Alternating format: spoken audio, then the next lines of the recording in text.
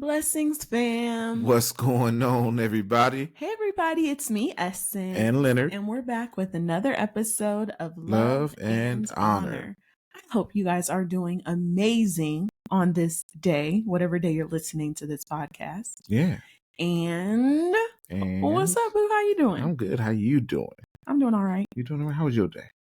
It went well. Yeah. We celebrated 8-year anniversary of our church. You see it? If you're watching. If not, my shirt says Anchor Hill. Church. Anchor Hill Church. You know what I said. You know what I meant. I know. I wanted a visual for the people who are not seeing the visual. I wanted them to think about it and can see it in their mind. Gotcha. So anyways, all is well on the Primus end. You know, life's been lifing. We've been experiencing life, right? Raising children. We got 2. And being married, you know, because that's what we do. And then Leonard's been working. Yeah. And I've been managing the home. And life's been life, right? Yeah. Okay. So for today's topic, we will be talking about something that I saw on social media. What you see now? Okay. So I don't know what platform I was on, but I saw a post and it was like, you know how people do the reaction posts? So it was a girl who was reacting to a woman who was like, she said she was bashing her husband. And so what the post was that you see this man outside building a deck. So he's being handy. He's building this huge deck for his family with his child. And she is like, my husband is privileged and he'll never know that these things are done for him. And she was naming like all these things that she does, like around the house, or how he doesn't even have to think about it because she does it. And she didn't sound happy about it. She sounded as if she was saying he does not contribute to the family or realize the privilege that he has, for that he doesn't have to do the things that she does or that she feels she has to do. She seems like she felt unappreciated in her tone. And so the person who was reacting to it was like, you're saying this while he's building a deck. Right. Like you're saying this and it's like super ungrateful. She may not have said that word. I added that in. Yeah. But I mean, that's basically what she was saying. Yeah, because she probably doesn't know what it's like to build that deck. Right. And that's what I was thinking. Yeah. So that's what we're talking about today. So what are your thoughts on that? Well, I think it is twofold. Like everything, right? Because everything's always, different angles of it. For one, I think that, as husbands, our spouses in general, I think we do need to take time to appreciate our spouses and what they bring to the table. I think it's important just to say thank you. You know what I mean? Because there's a lot of things that I do that Essence doesn't see, and a lot of things that Essence do that I don't see. So I think it's important to really take time to be grateful for what's going on. On the flip side of it, from her perspective, it is a lot of times when you are doing something, it seems like it's more valuable because you're spending your time doing it. Right. So I can get why she would view it that way, because she's the one doing the things that she does. But like on his side of it as well, like he's the one doing the things that he does. So he may even feel the same way. I think a conversation needs to be had. I think that, and that's what I was going to say when I was thinking about this, was there's, like you said, 2 sides to the story. So she's feeling how she's feeling, but I wonder from his perspective, as he's building the deck, he may not even care. Like he may not be thinking of these things. However, if he does, he could have the same argument, but from his perspective. So he could be like, here I am building this deck. She doesn't understand. The child at the same time. No, he was spending time with the child. That's what I'm saying. Like, I don't think that. I don't know. I don't know about that. I feel like you're reaching, but maybe you're right. But I don't know their relationship.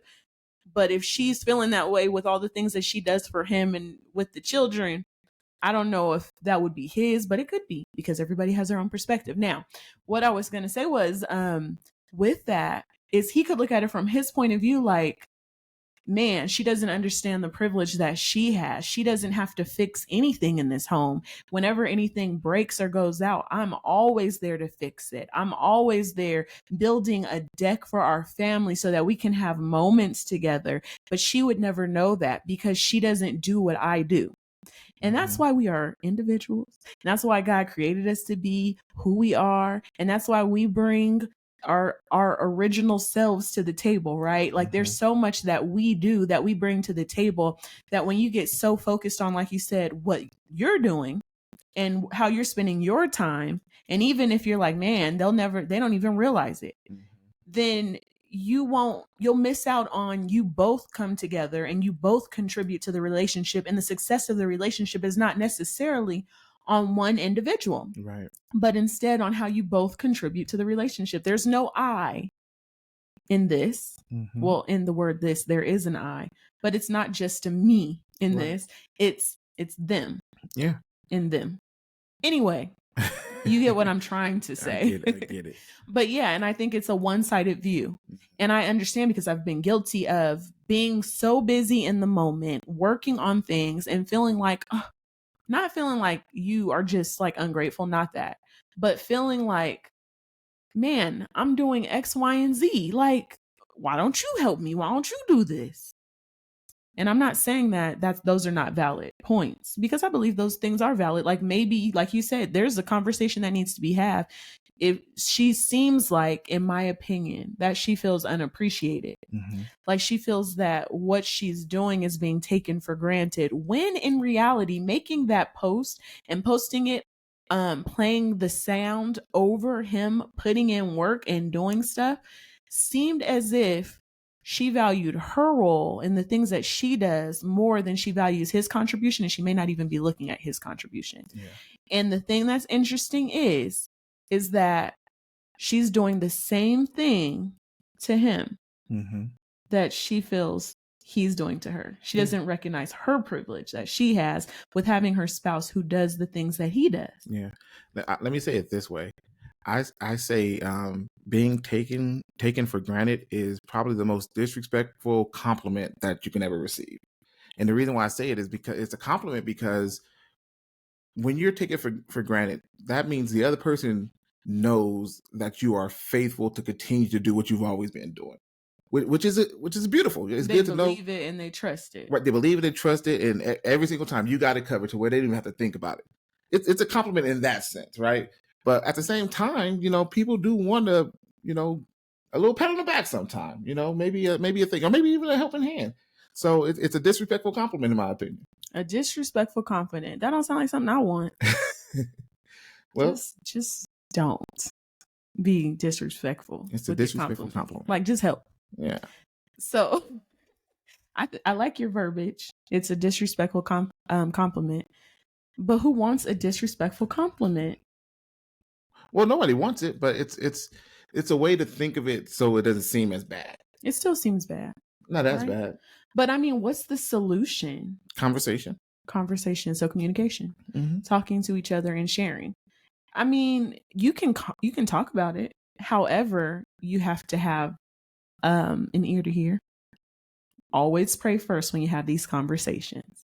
But so how does that look? Like, you come to somebody and you be like, I don't feel like you contribute. I don't feel like you do this. Because if they're in a relationship like me and you, where I'm the one who will be like talking, and you'll just internalize, think about it, and then you'll process it, like either through changed behavior or your actions or whatever. Like, how will they be? You want both sides to be heard, is my point. That's what I'm trying to get to. And if one person just internalizes it, then how do you fix it? Because then they're just bending, not necessarily bending, but you know what I mean? Like, only one person is receiving it, and the other person feels like, okay, I said what I had to say, but now what? Like, do you return it? Do you share your information? Like, okay, well, I do all this, that, and the other. I'm not just letting you do everything for me.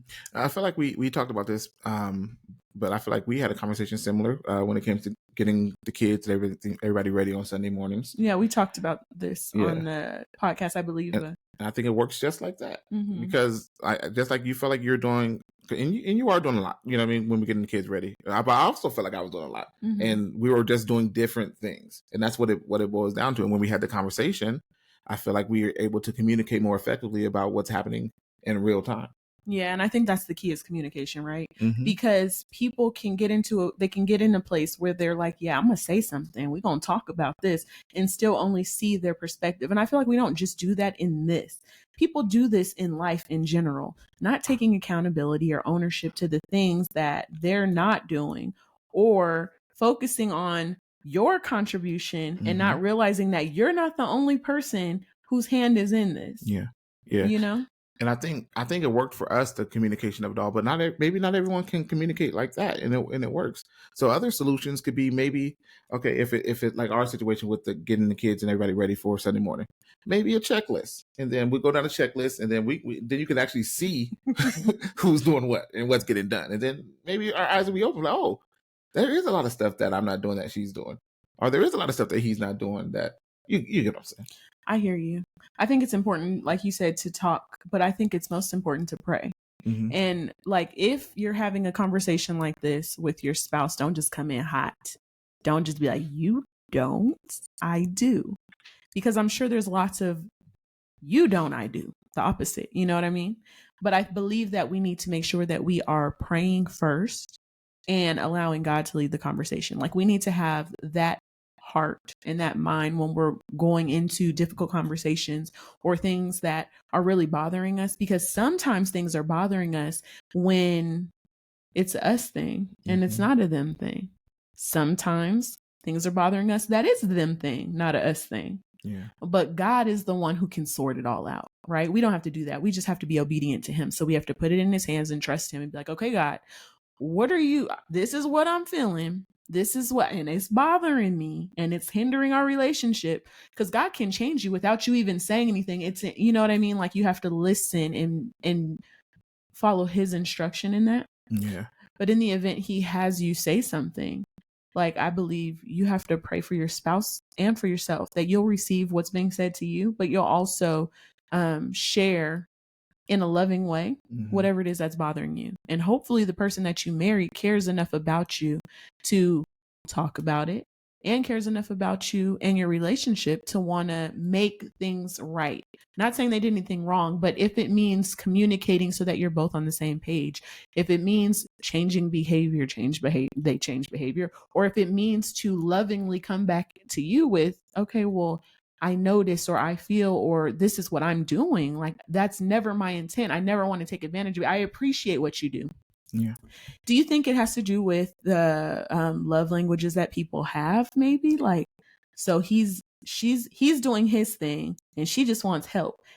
But to me, those are both acts of service. Him doing the, like, building that deck and maybe possibly doing, I'm adding extras, like possibly doing other handy things around the home and for the family. Like, because my love language is acts of service. So to me, I appreciate all that. I want, like, help for things that are taking my time and energy, or things I don't even really want to do. Like, I want help. Like, that is an act of service. That shows me you love, you care, you appreciate me, is when you help me. But everybody's not like that.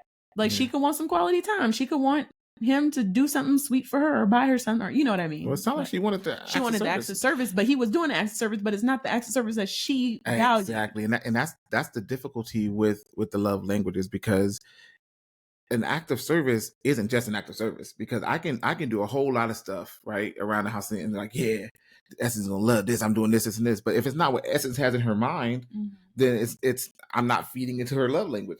That's why the conversation is important, because he may have thought building that deck is something that his spouse was going to really appreciate, but when she just wanted you to fold the laundry. Yeah, that's all she wanted. She's like, help me, I don't care about that deck right now. Yeah, that's true. But I just thought it was also disrespectful that she was on social media bashing her husband for likes, for views. I mean, even, I don't know, that's kind of, that is something. It's all bad. That's all bad. Yeah. I hope she took it down. I pray, because the internet usually wins. So, like, you put something up there, that don't mean it's coming down just because you took it down. People are quick with those receipts. I know somebody who, I'm not putting their business out there, and I'm not going to say who it was. I'm not. I know someone who, if they see something sketchy, and I'll leave it at that, if they see something that they need to bring up later in time, or to reference, to talk about, or to show how this individual or whomever, it could be a celebrity, it could be a pastor, it could be anybody, they will take a screenshot immediately, download whatever they can. They're going to have their receipts. I don't know how that person has so much storage. Like, what do they want to in the cloud? Like, what they always have receipts. How do you have so much? But listen, I mean, sometimes you got to back some stuff up. I think that when they're like, look, I'm going to speak on this, so I need to make sure I have my ducks in a row. Yeah, well. However, like when it comes to our spouse, like people go through phases, like they be feeling some kind of way and then they don't. They're friendly with their spouse and then they're mad at their spouse. It's life. We're people. We're not perfect. However, when you're posting something like that, I believe that's disrespectful to bash them. I mean, it's one thing to play around and have fun, but she seemed legit serious. Like she wasn't playing. She seemed unhappy, unappreciated. And her husband, she called him privileged. That's like a slap in the face to call someone privileged in America in these days. I think it depends on the context, because I definitely feel privileged because of the stuff you do, and I'm not ashamed to say it. Well, maybe she didn't feel appreciated, so when it came down to being privileged, she was like, it's a different. And then if he showed appreciation, the video probably maybe she still would have did it, but it wouldn't have sounded like it sounded. Yeah. So it's just important. Okay, appreciate your spouse. Take that away. Appreciate your spouse and the things that they do. Know that you are not the only person who contributes to your relationship. And if you are, pray about it, because God may reveal that you're not, and you just feel that way. Is that having like a self-centered attitude or idea? Like that's absolutely self-centered. Like you're just thinking it's all you contributing everything. I've been guilty. So you know? Yeah, you have. Yeah. When? What do you mean when? Tell me when. I don't have an example. Of course not. But yeah, so because Leonard won't say it. I just said it. No, you'll say it, but there's no examples. There's nothing you can tell me. We keep bringing up the same example. Oh, it's always the same thing? No, I'm just saying. Okay. That's an example. You said an example. There's one. I didn't hear one. We'll talk about the get ready for church and stuff. Oh, yeah. Okay. Yeah, I didn't have the waters in the car, the bags packed, the kids is dressed. Like, and then like you feel like I ain't doing nothing. Like, I feel like you started getting to that place. No, you haven't. I started communicated that to you, but I was always doing it. No, you would get the bag together. No, like, yeah. And then when you communicated to me, and yeah, because I'd be like, why are the fish not fed? Why are these things not done? Fish. Whoops. Those are your and Honor's fish. I didn't want the fish. Those were your fish. And now we have pets. And Leonard is like, you need to clean the tank today. You'd appreciate that if I did? I would. I'd appreciate not looking at their fish tank. Yeah, that's enough. I think everybody would in the house would appreciate that. Yeah, it's time. These poor fish, your pets. Only thing I do is feed them. That's it. Listen. Anyways, that's a whole nother conversation. Whose pets are these? Is that the show? Whose pets are these? I'm just kidding. Fish on the last fan. No, they're not. You keep trying to end the life of these fish. To hear this. Listen, those fish are healthy and well, and I know how you thriving like this. If you don't stop setting them up for failure. I just thought buy the fish 3-4 months. These fish they're not goldfish, and the reason why that happens with goldfish is because they're in an environment that's not conducive to how they were supposed to live. No fish belongs in a tank. Yeah, but with goldfish, their body keeps growing, but their insides keep growing, but their bodies won't because of the size of their tank. These fish are not like that. You better just take care of them. Their life, they are living. You clean them when you're reminded once in a while. Anyways, this is not what we're talking about. Listen, we're not talking about expectations today, okay? We are talking about feeling appreciated and not. And I feel that I hope Honor feels appreciated, because the only reason he has these fish is because of him. Because nobody wanted pets in our home. We're a pet-free home. I just thought fish would be the easy. I mean, it is. It is easy because I feed them. So the only thing you do, you've never done it, and I'm not going to listen. Let me tell y'all something. I don't know, so I appreciate you for it, because those fish would not be living if it was on me. Like if there was an earthquake, thank God we don't have them out here in Vegas usually. But if there was an earthquake and the fish fell on the floor, our poor fish life would be over. You wouldn't even pick up the fish? I would not. I am disgusted by fish. You would let them squirm on the floor. Who's gonna pick them up? I would have tried to get Honor to do it. You wouldn't use a net or nothing? I guess I would. I would try. They're my fish. I'm sorry, guys. Those are my fish. I just feed them. I'm like the intake. I'm maybe defensive of that now. The way I feed them. I feed them. I just don't. It's just a thing. I don't know where it comes from. I think it comes from my childhood, but that's not this episode. So, anyways, got all appreciation. Okay.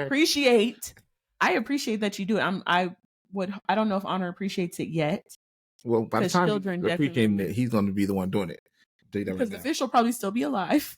The way I'm keeping up with these things, like, listen, huh? I test the water. I do all kind of stuff. I put chemicals in it. People care. You don't. I feel like the community of individuals who like really care for fish, because boy has this podcast episode turned. But the community of individuals who care for fish, we don't see them enough. Because when I worked at my previous role, there was this girl who had a boyfriend and they had these fish, and her fish got sick. Their fish got sick, and they took them to the doctor, the vet, and they like were giving them medicine. And I was like, really? Their life is important, but I didn't know people like did that over fish. Their life matters. Their life matters. Fish lives don't do that. Are important. Are important. I see where you're going. But my point, like every animal's life is just as important as the next. You know what I mean? Yeah. So my thing was like, wow. First off, how dare I belittle the life unintentionally? Just like, how dare I? Yeah. How dare I look at the contributions of someone else and think that they are not on my level with my contribution? They don't do what I do, therefore. But aren't we the church? Like we're the body of Christ. We're all different body parts. We all have different contributions and roles, and no role is more or less important. We may think so. We may think like, oh, that pastor preaches, therefore they must be the most important. That person operates in this ministry that's not really seen, so they're not that important. Right. Or this person serves in the workplace, so that's not as important. But to God, it's all important. Yeah. If we're doing the things as unto the Lord, which carries over in our relationships and how we treat people, whether we're their parents, whether we're their spouse, whether we're their friends, it all matters. And so your contribution is important, but don't think so highly of yourself that the contributions of other individuals are not important. Yeah. Don't think so highly of yourself where, let's say there's a church service and a rich person comes in and you say, you sit here, but that poor broke person has to sit on the floor because the rich person's there. Don't think that the life of the fish is not important because it's a small animal that may not have a long life. Yeah. All life is important. Our contributions are important. What we do is important, but we are not the only one who God has gifted and blessed to be in that relationship. Yeah. You know, what it made me think of when you were talking was the fish. I'm just kidding. No, it made me think of when Jesus was watching them give, and the rich person gave a whole lot of money, and somebody who was poor came and just gave a few cents, like a mite, not even a penny. But it's all they had, and Jesus was complimented them on their giving because of the heart. Because of the heart. And because of the capacity of what they had. You know what I mean? Because this person gave pretty much all they had. As to the rich person who gave just a small percentage, even though it was a lot of money, it was a small percentage. Yeah. So what is that saying in relation to this?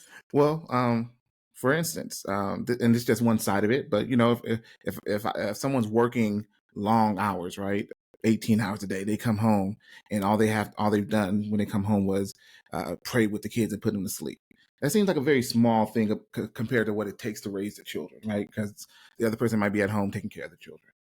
But I mean, considering what they have to give in this particular time, I mean, I'm sure that person's tired. They want to go to sleep, but they're giving what they have in order to do what they need to do for the family. And I'm sure they're both tired and want to go to sleep. And they've both experienced a lot in their day. So that's why we can never look at something or a situation and only...